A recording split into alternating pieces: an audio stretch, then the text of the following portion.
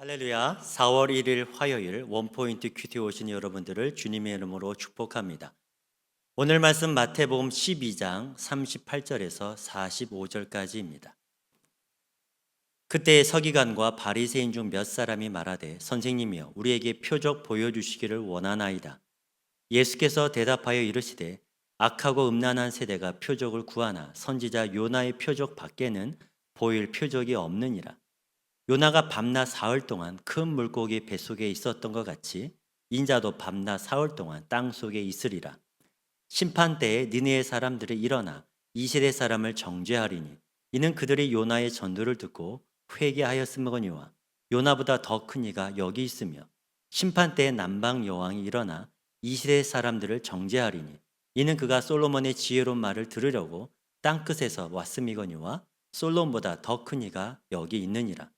더러운 귀신이 사람에서 나갔을 때에 물 없는 곳으로 다니며 쉬기를 구하되 쉴 곳을 얻지 못하고 이에 이르되 내가 나온 내 집으로 돌아가리라 하고 와 보니 그 집이 비고 청소되고 수리되었거늘 이에 가서 저보다 더 악한 귀신 7을 데리고 들어가서 거하니 그 사람의 나중 형편이 전보다 더욱 심하게 되느니라. 이 악한 세대가 또한 이렇게 되리라. 아멘. 이제 담임 목사님께서 표적보다 중요한 것이라는 제목으로 큐티 인도해 주시겠습니다. 할렐루야. 자, 오늘 4월 1일입니다. 여러분 벌써 4월 달을 이제 2분기, 4분기 중에 2분기를 지금 우리가 들어가고 있습니다. 이런 말씀을 드리는 것은 그래도 세월이 빠르다는 것을 자꾸 얘기해야 여러분이 자각도 하시고 하루하루를 의미 있게 더 살지 않겠습니까? 그저 일상성 속에서 늘 똑같이 돌아가는 일일지라도 여러분이 의미를 어떻게 두고 어느 쪽에 관심을 더 두느냐에 따라서 삶의 질이 달라질 수 있어요. 그냥 죽지 못해 산다 할 때 킬링 타임이 되는 겁니다. 그러나 오늘도 나 때문에 오늘 나의 기도로 또 나의 섬김으로 나의 손길로 집안이 깨끗해지고 또 나를 기다리는 자녀들이 나를 통해서 위로를 받고 나는 생명을 부여해 주는 사람, 생명의 삶, 그야말로 그리스도가 피 흘리면서 우리에게 시간을 선물로 준 것처럼 시간을 피처럼 여겨서 남에게 복을 주는 사람, 상급이 있는 사람이죠. 그런 의미 있는 삶이 되시기를 바랍니다. 오늘 마태복음 12장 38절에서 45절. 자, 지금까지 예레미야의 무거운 이 백성을 떠난 탄식과 하나님의 징계를 우리는 읽었습니다. 하나님의 마음을 다 읽을 수 있는 거예요.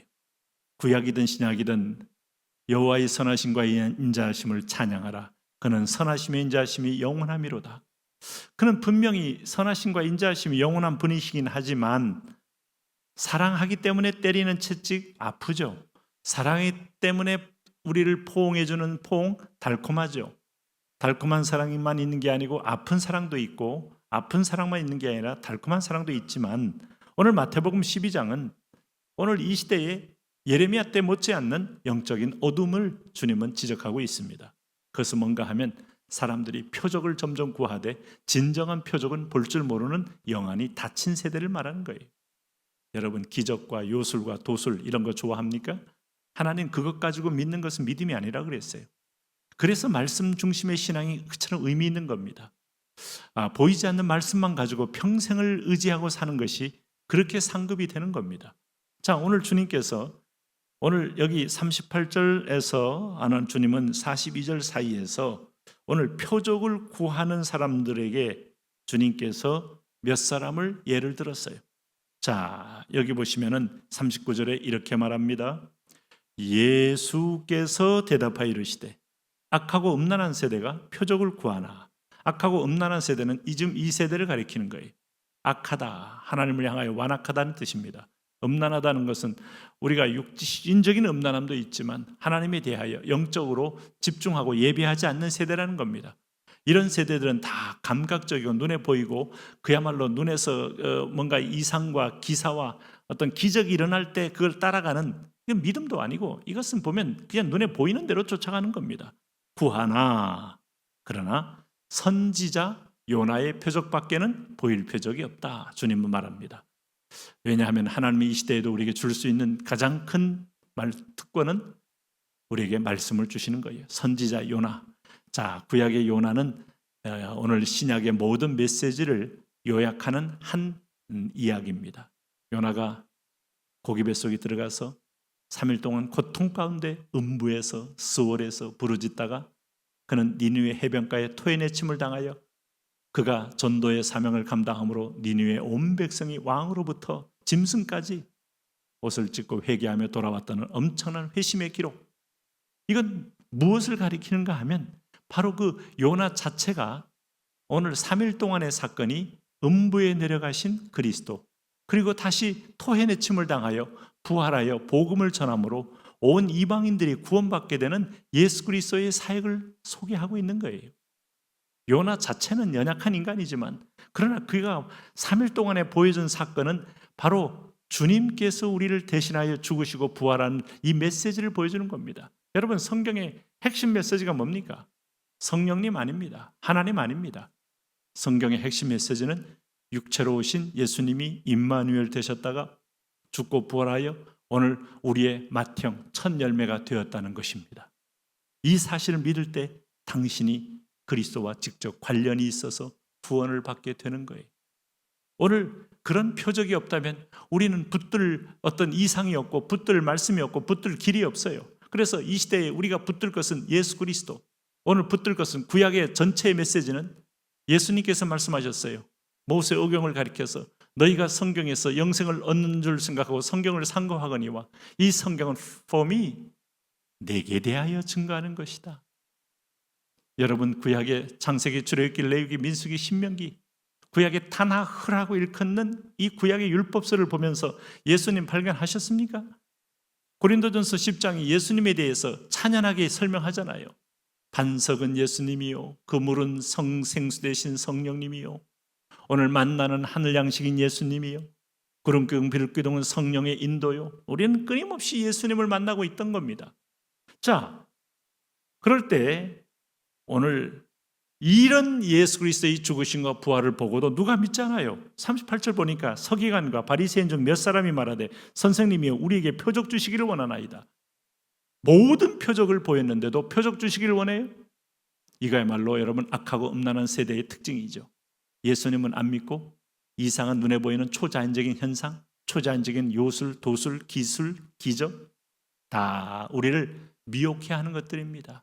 네, 성경의 말씀은 예수님의 죽으심과 부활을 얘기하고 있어요. 이것을 믿으면 필요하고도 충분합니다.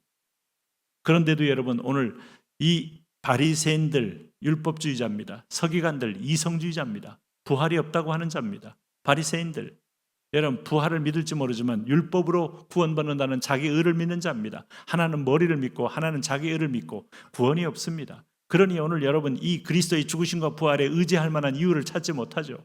그러니까 이들은 눈에 보이는 표적만을 구하는 자가 된 겁니다. 그럴 때 오늘 성경은 니느웨 사람들이 일어나서 이 사람을 정죄한다 그랬어요. 요나가 선포할 때 니느웨 사람들이 다 회개했는데 너희는 어찌하여 우리들만큼도 그 복음을 듣지 못하고 깨닫지 못하느냐 하는 거예요. 여러분, 솔로몬을 보고 먼 남방 이디오피아에서 먼 길을 수톤의 금을 싣고 왔던 스바의 왕 기억나십니까? 열왕기상 10장에 그 여인이 솔로몬을 왜 찾아왔겠어요? 그의 놀라운 지혜, 그 지혜는 누구를 예표한 겁니까? 하늘의 지혜를 선포한 예수님을 예표한 거예요. 여러분, 복 있는 사람 산상수훈, 여러분 예수님의 팔복, 예수님의 7가지 화, 세상의 질서를 완전히 뒤집는 축복이고 화였습니다. 이 엄청난 지혜는 하나님의 지혜, 하나님의 지식, 이것을 가지고 있기 때문에 나올 수 있는 겁니다. 지혜는 통해야 합니다. 오늘 지식은 통해야 합니다. 하나님이 하나님께로 연결되지 않으면 어떤 지식도 통할 수 없어요. 시대가 변하면, 상황이 변하면 다 달라지는 상대적인 지혜, 상대적인 지식은 지혜가 아니죠. 오늘 그런 사람들이 너희를 정죄할 거라 그랬어요. 나도 그 지혜에 탐복하여 오는데 너희는 어찌하여 예수 그리스도의 이 산상수훈에 심령이 가난한 자, 의에 줄이고 목마른 자, 애통하는 자, 이런 사람들이 복이 있다는 엄청난 메시지를 어찌하여 깨닫지 못하느냐 하고 스바 여왕이 마치 질타하듯 너희에게 일어날 것이다 하는 얘기입니다. 그러므로 너희는 이 엄청난 메시지 앞에 받지 아니하면 너에게는 큰 재앙이 임하는데 뭐요? 43절에서 45절에 보니까 귀신이 나갔다가 다시 돌아온다 그랬어요. 다시 돌아올 때는 45절에 보니까 이렇게 말했어요. 이에 가서 저보다 더 악한 귀신 7을 데리고 들어가서 거하니 그 사람의 나중 형편이 전보다 더욱 심하게 되느니라. 이 악한 세대가 또한 이렇게 되리라. 주님이 가장 좋은 선물을 믿지 못했을 때 사탄은 그 마음을 더욱더 강팍하게 하고 완악하게 함으로써 더 이상 주님을 믿을 기회를 완전히 앗아가 버린다. 은혜 받을 만한 때에 은혜 받으십시오. 예배할 만한 때에 예배하십시오. 교회 문이 열렸을 때 교회 나오십시오. 조롱하는 세상의 소리 편에 서지 마시고, 오늘 비판하는 어느 지나론 자의 입장에 서지 마시고 창조주 앞에 겸비하게 나오십시오. 이게 살 길입니다. 하나님, 그런 분명한 깨달음으로 마지막 말씀을 붙들고 승리하게 하옵소서. 예수님 이름으로 기도합니다. 아멘.